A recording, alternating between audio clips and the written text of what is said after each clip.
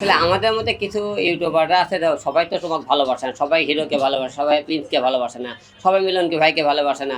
এরকম কিছু কিছু লোক তোমাদের মধ্যে কিছু লোক আছে যে একজনের বিরুদ্ধে একজন লাগে যায়। এদের মধ্যে কিছু কিছু লোক আছে একজন একজন দেখতে পারে না।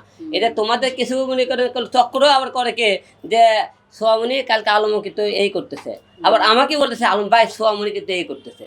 এই বিষয়টাগুলো নিজেদের মধ্যে আমাদের মধ্যে কিছু ভুল বোঝার কারণে তোমাদের মধ্যে বাঁশ ঢুকে দেয়, তার মধ্যে আলমের বাসটাও দিয়ে দিল। ও আরেকটা কথা, আজকে এই যে সোয়ামনির ভিডিও যেগুলো আপনারা সার্চছেন, এখান থেকে কিছু ভাইরা আছে ওইখানে আমার ছবি অ্যাপস দিয়ে মানে সোয়ামনির সাথে ইয়াড করে ওইগুলো দিয়েছে। এটা কি করা ঠিক হয়েছে? আজকে কি আমি ওখানে কোনো কিছু করছি? আপনারা বলেন, কথা বলতে হবে তো, বলেন করছে কেন ভাই? আপনারা আজকে আমি যে শুটিং করছি এখান থেকে 2 দিন আগে মিউজিক ভিডিও যেটা তার ছবি আপনারা কি করছেন মানে অ্যাপস দিয়ে, মানে যেখানে আমি শ্যুটটা করছি সেটা বাদে অন্য একটা জায়গা হিরো আলম আমার কি করছে, আমার আম্মু দেখছে হয়তো লাইভটা, আমি তাকে বলতে চাই এগুলো কিন্তু পুরোটাই মিথ্যা। হ্যাঁ, হিরো কি করছে তা এটা আপনারা ভালোভাবে নেন বা খারাপভাবে নেন, আমি বিষয়টা কিন্তু আর মেনে নিতে পারছি না। আপনাদেরকে এখান থেকে 2 দিন আগেও বললাম যে দেখেন প্লিজ আমার সাথে এরকম করেন না। কি করলেন?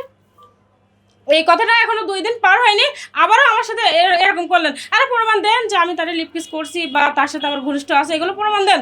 আপনারা রিয়েল ছবি না দিয়ে আপনারা ফ্যাক ছবি কেন দেন? দিয়ে এগুলো আমার সাথে কেন করেন?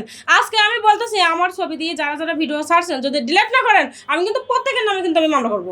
যেরকম তন্নিয়াপু করছে আমি কিন্তু সেম কাজটাই করবো। ঠিক আছে, আমি কিন্তু তন্নিয়াপুর মতোই করবো।